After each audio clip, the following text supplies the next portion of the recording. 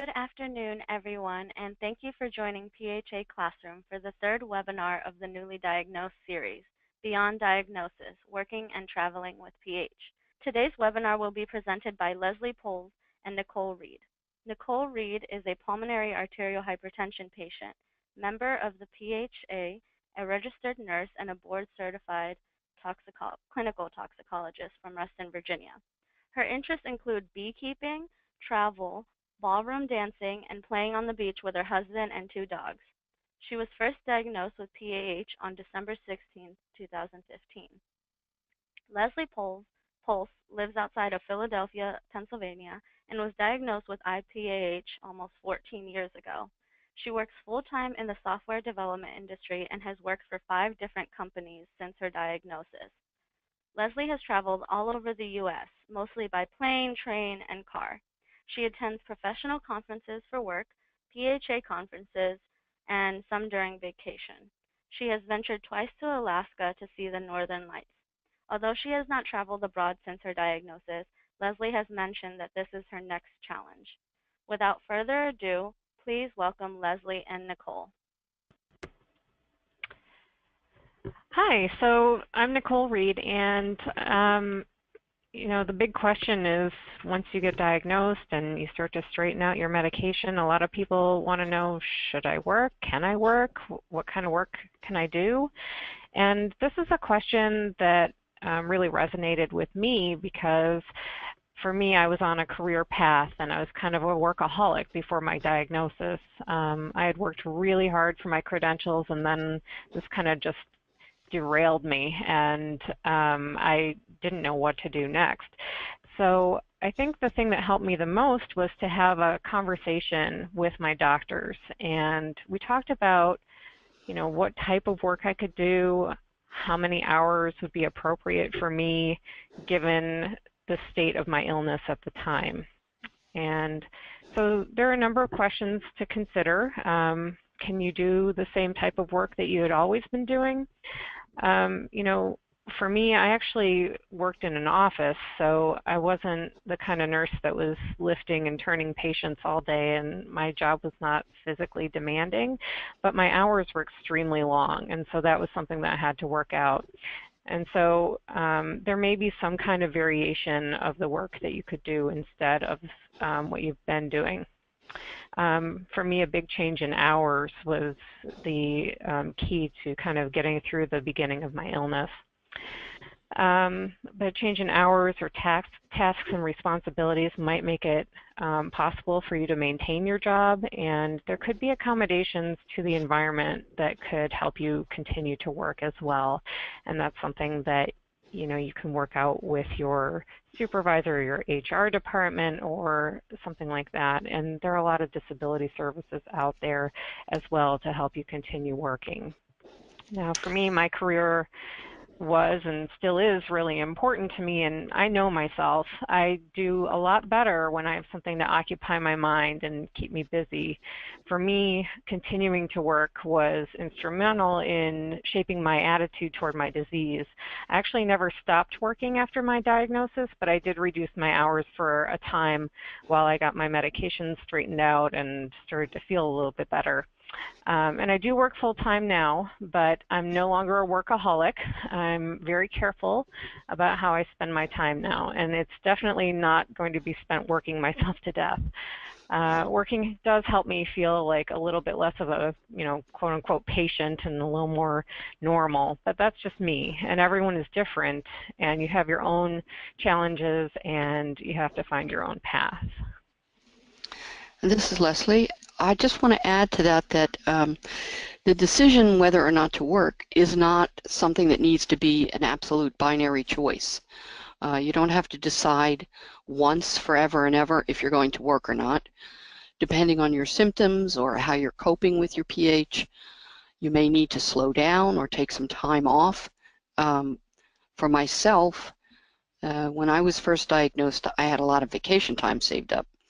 So I was able to work out a kind of a half-time schedule for a couple of weeks to give myself some time to see how I would be able to handle working after my diagnosis. So it's not just a decision you have to make once and live with forever. Interviewing. I think it was mentioned in my intro that since my diagnosis 14 years ago, I've actually had 5 different jobs. I'm in the software industry, and the jobs seem to come and go. The first time I had to go interviewing was about 6 months after my diagnosis, and the company that I was working for then decided to offshore my entire department. And so I started my first job hunt with an oxygen tank. Now, you don't have to say anything about your pH. Employers cannot legally ask you about your medical condition or any aspects of your health or disabilities. They can only ask enough to ascertain whether you can actually perform the tasks that are involved in the position that you're interviewing for.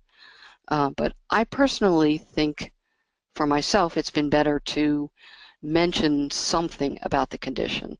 I would advise not to kind of wing it, but decide ahead of time if you're going to say something, what you're going to say, especially if you're on oxygen or on a pump medication or will be doing inhalation therapies, something that makes your condition visible, even though the prospective employer can't ask about it. Human nature being what it is, they will wonder about it.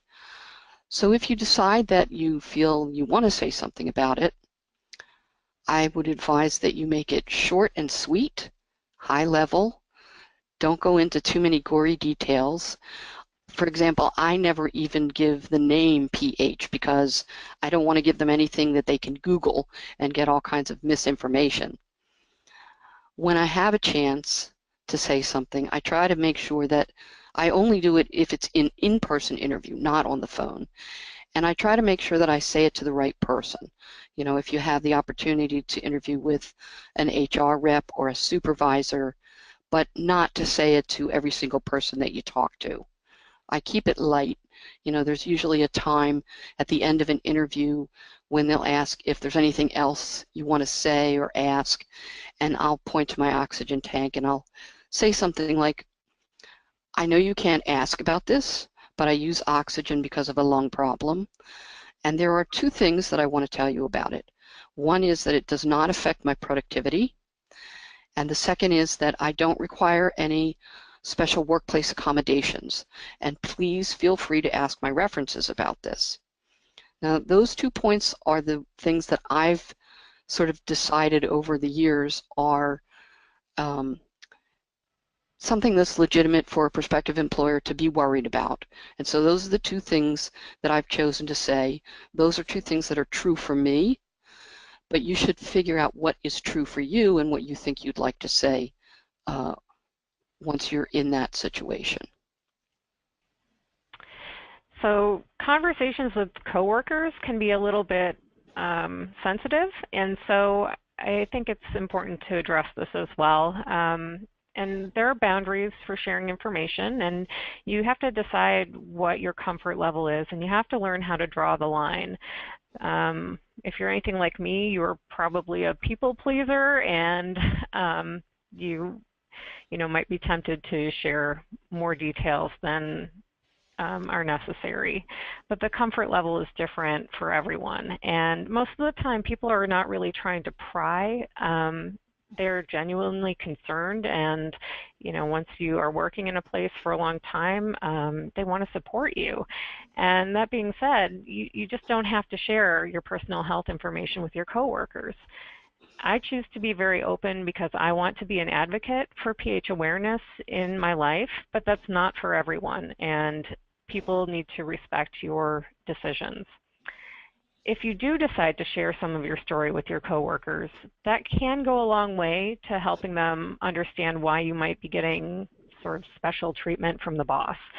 So for example, when I was diagnosed, my supervisor and I arranged for me to work part-time from home for a while and reduced hours and using my sick and vacation time, and that helped me to preserve some of my energy. At the time I was in, pretty severe heart failure, and a full-time schedule just wasn't going to work for me. So if I had just not said anything, there might have been some resentment among my coworkers. So by talking to them, I think I have diffused some of the resentment that this arrangement might have caused because they didn't have access to the same kind of flexibility. But if someone does ask you something and you're not comfortable sharing, it can be hard if you don't have something prepared to tell them. And so what I would like to say to people is that you can say in a kind tone of voice, just tell them, I'm really grateful that you're thinking of me and my situation, but it's not really something that I want to get into right now. I hope you understand that this has really been a painful adjustment for me, and I'm just trying to live my life. And then just leave it at that.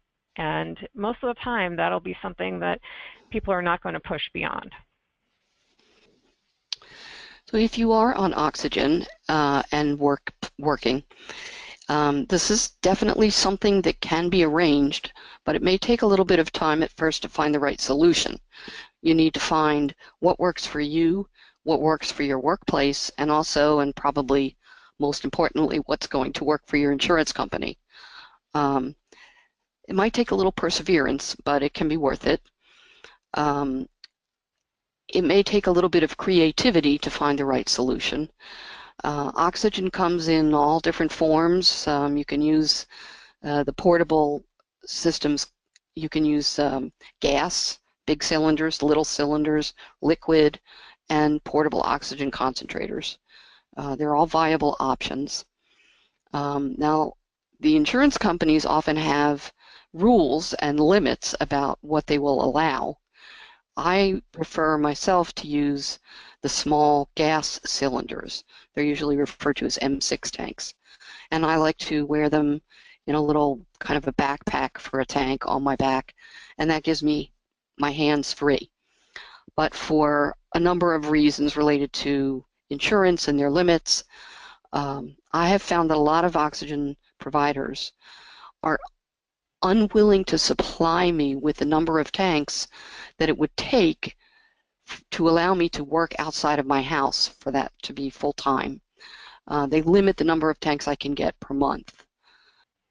So when I first found out about this, of course, I was furious and I raged against the system for a while.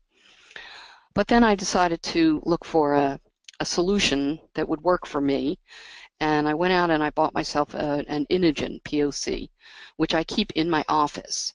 So I come into the office with a tank, I use the POC all day at work, and then I leave and go home with a tank. I also use the Inogen for travel, so it has paid for itself over the years. Again, it also took some perseverance to get the oxygen vendor to work with me for a supply schedule. They seem to have a little trouble with their supply of these small tanks, and so a lot of the companies were unwilling to supply me with large numbers of them all at once. They want to come out and deliver a few tanks once a week. And that solution didn't really work for me. It was very disruptive to my work schedule. So I found a company that was willing to supply me with 20 tanks all at once, but they would deliver once every 6 weeks. So now every 6 weeks I take one day, I call it my tank day, when I work from home so that I can be there to receive the tanks. You don't have to accept just whatever the insurance company or the oxygen provider says. I think sometimes they're not used to people asking questions or having opinions about these things. So you just need to work with them and try and find a solution that will work for both of you. And don't be afraid if they're not willing to work with you to go out and find a different provider. That's allowed also. So when you're working with PH, there's a variety of systems that could be in place. It really depends on what kind of workplace you're in. In a small group that doesn't have a human resources department, you may have to work through this individually with the owner, proprietor, supervisor of your company. If you do work for a larger entity that does have human resources, don't be afraid to take advantage of their services.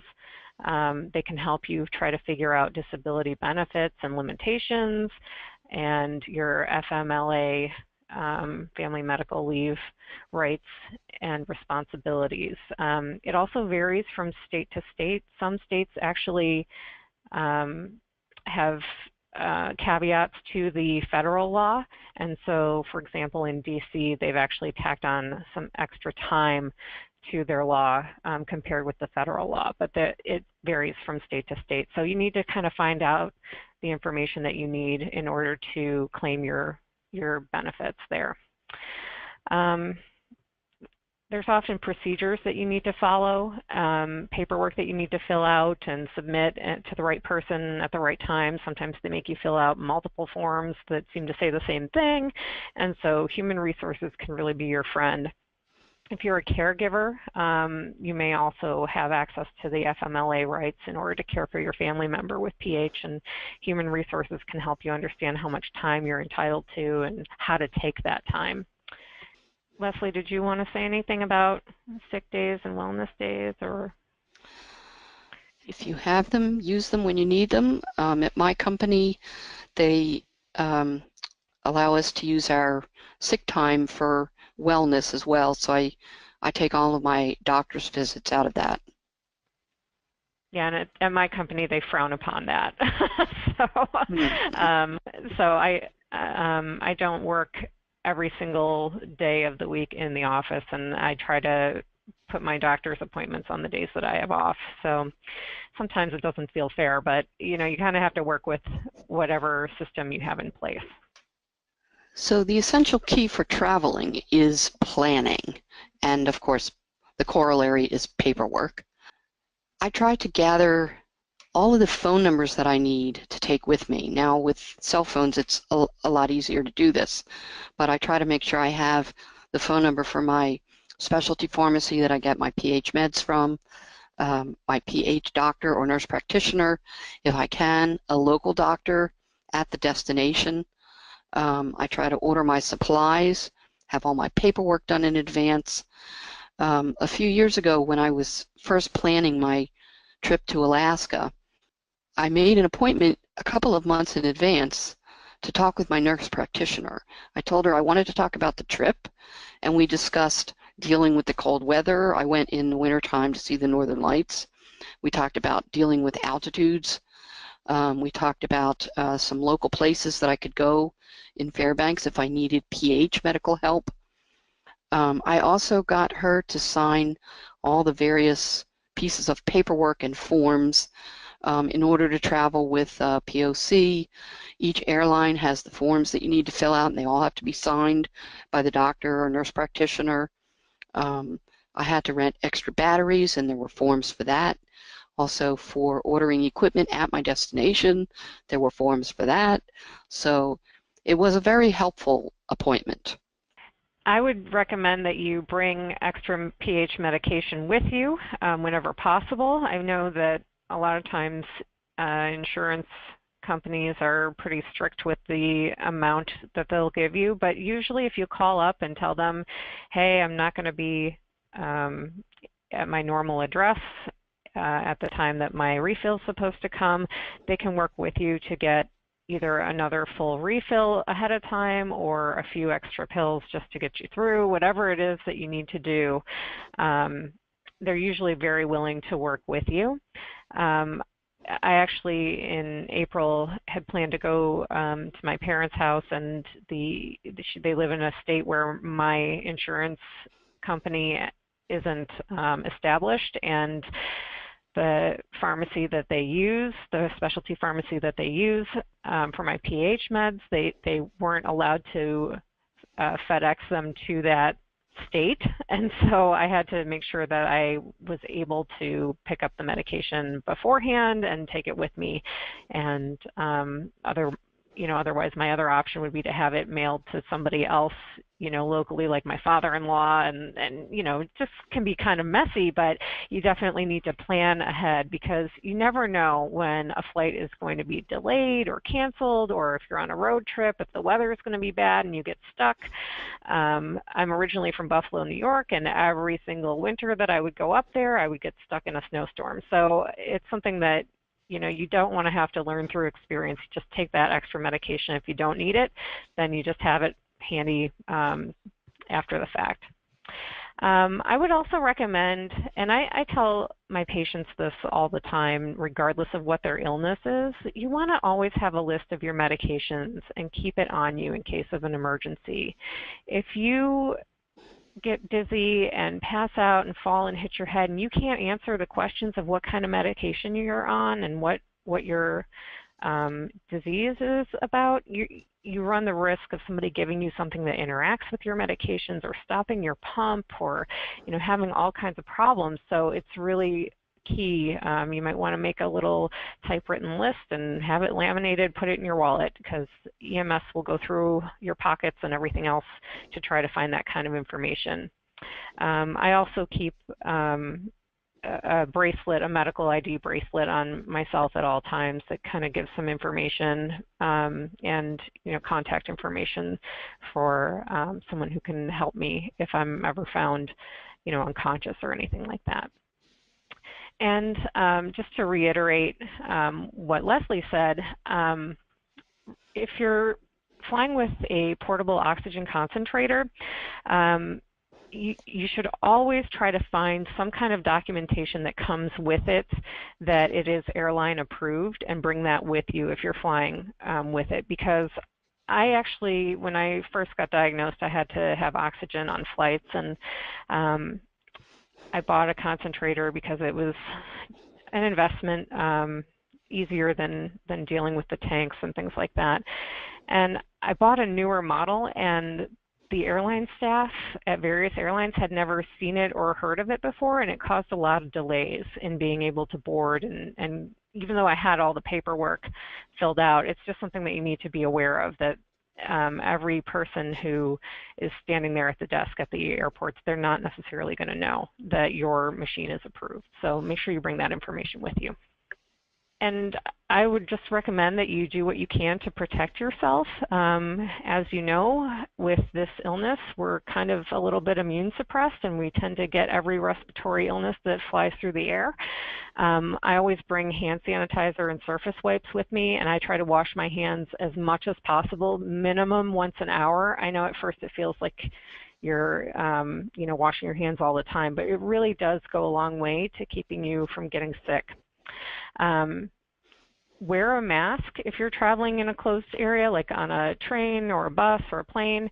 While the mask may not actually prevent you from getting sick, it kind of encourages other people to keep their distance a little bit and not cough or sneeze near you. And so that may just help you a little bit.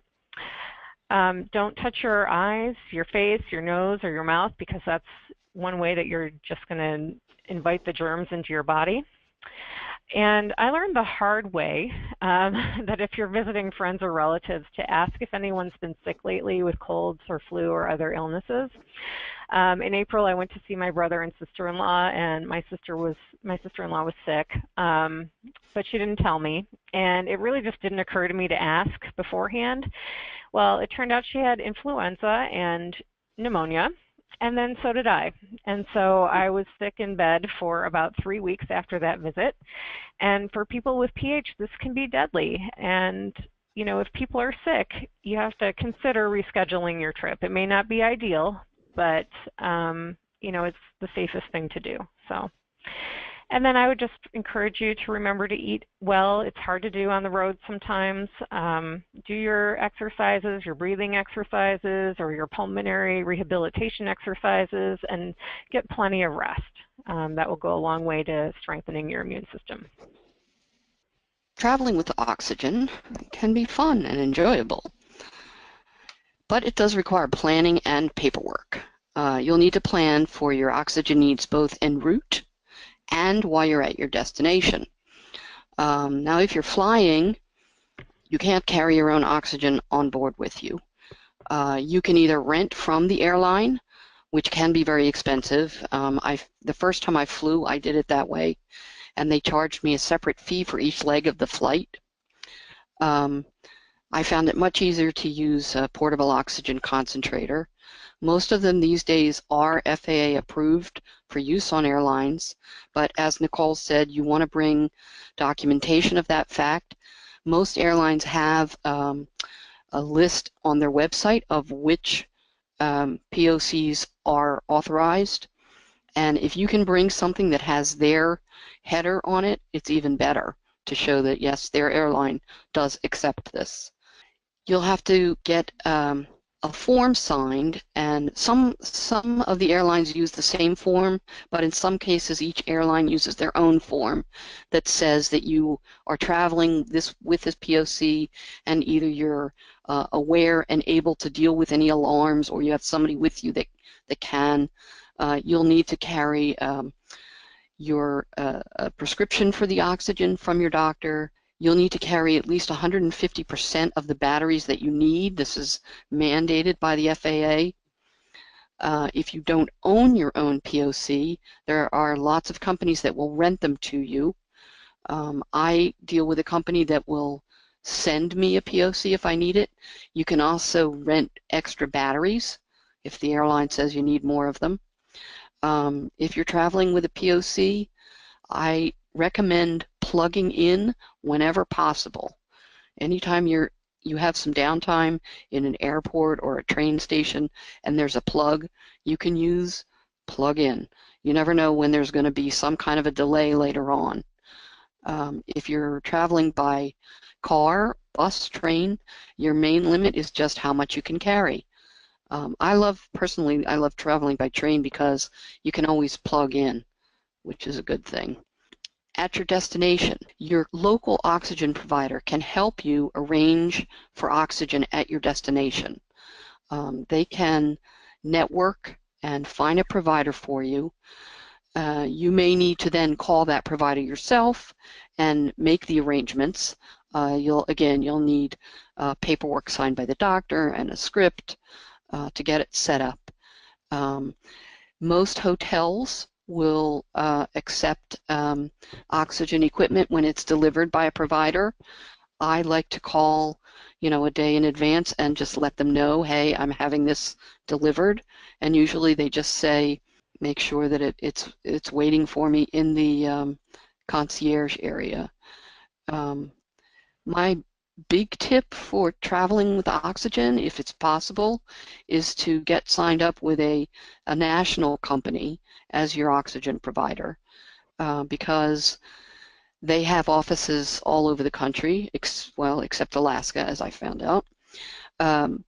But they have branches all over the country, and so they can just supply you from one of their branches, and then in that case, there's no out-of-pocket expense for you because it's considered part of your usual oxygen equipment. The two national companies that I know of are Apria and Lincare. I am currently using Lincare myself. Don't forget the batteries. They absolutely require you to have 150% of the batteries you'll need, and some airlines actually tell you this is how many batteries you need, and oh, by the way, here is where you can rent them from, which is very convenient. This is the big orange thing here on the right. That's how the Oxygen To Go company delivers the extra batteries. And make sure that all of your batteries are fully charged before you leave your house. So sometimes travel doesn't really bring out the best in people. It can be a little bit stressful. You're going to need to advocate for yourself, and this is something that you're going to have to get used to if it's something that you're not typically one to speak up for yourself. Don't be afraid to ask for a wheelchair. When I first had PH, I really had a hard time walking around, and so I didn't want to use up all my energy getting to the gate, and so they were able to provide a wheelchair at the desk.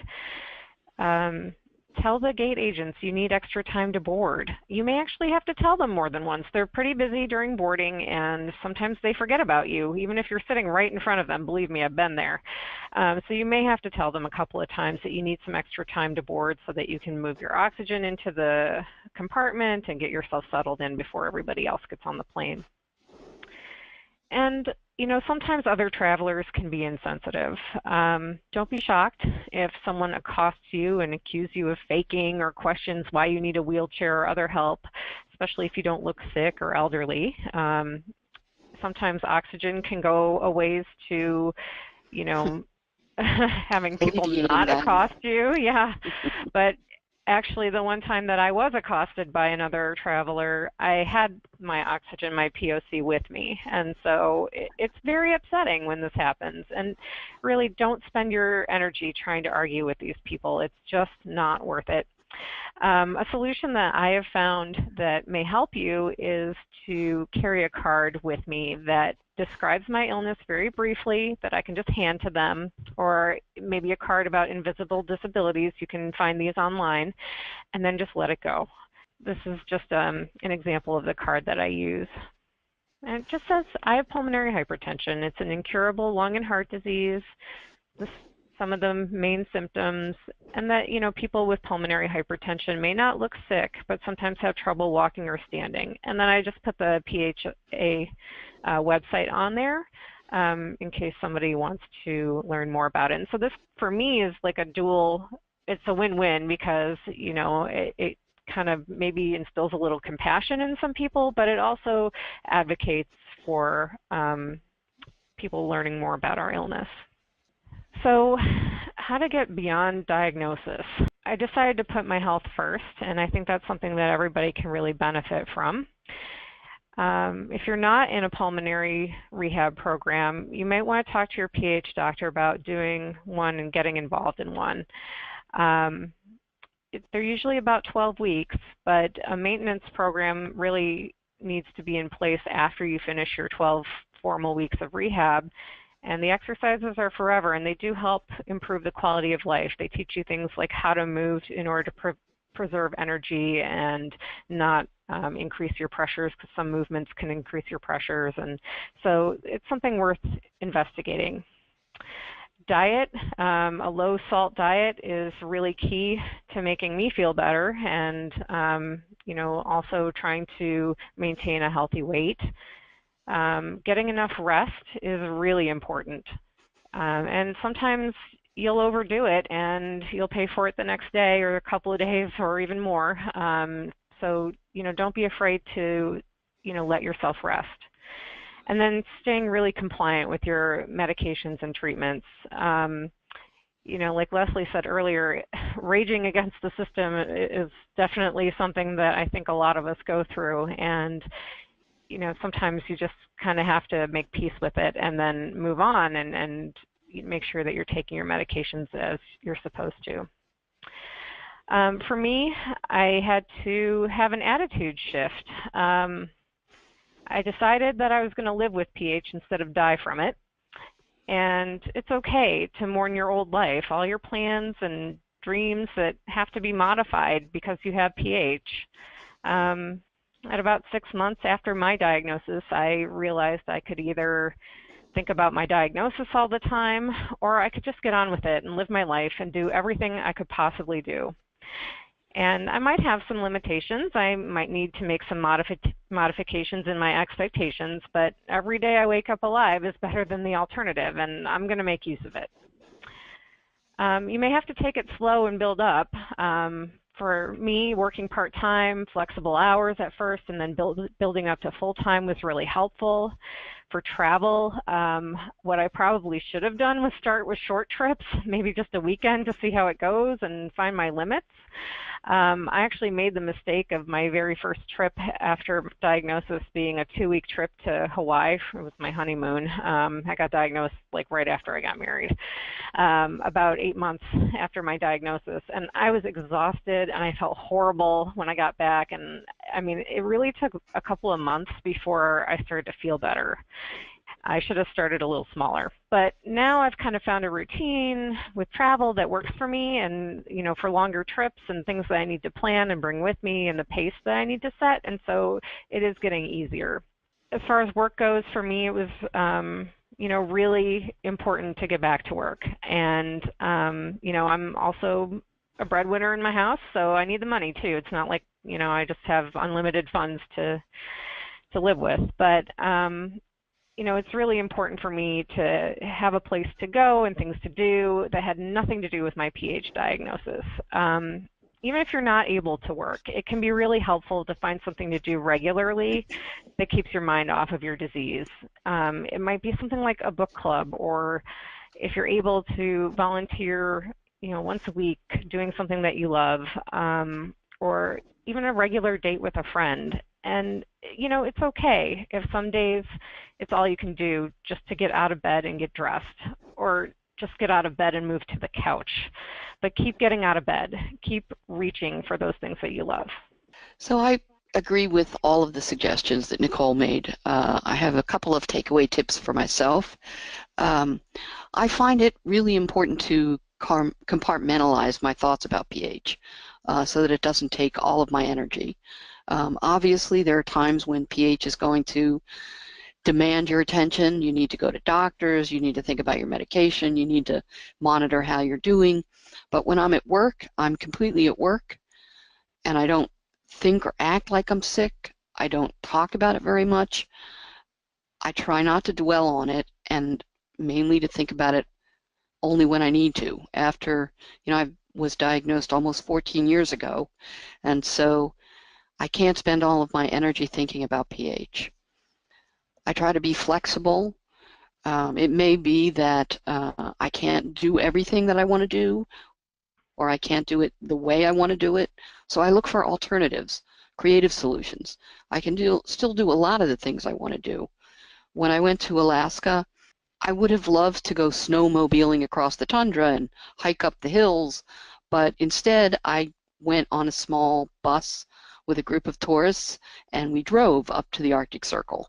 And when I went out to watch the Northern Lights, I did it from, you know, outside of a cabin so that I could take breaks and get inside from the cold. But I still managed to do those things. And finally, I think you really need to trust yourself, your own judgment. You will know, or you'll learn, what you can and cannot do. You'll need to experiment, but both for working with pH and for traveling, you need to find what works for you and trust yourself to know what feels right and what doesn't.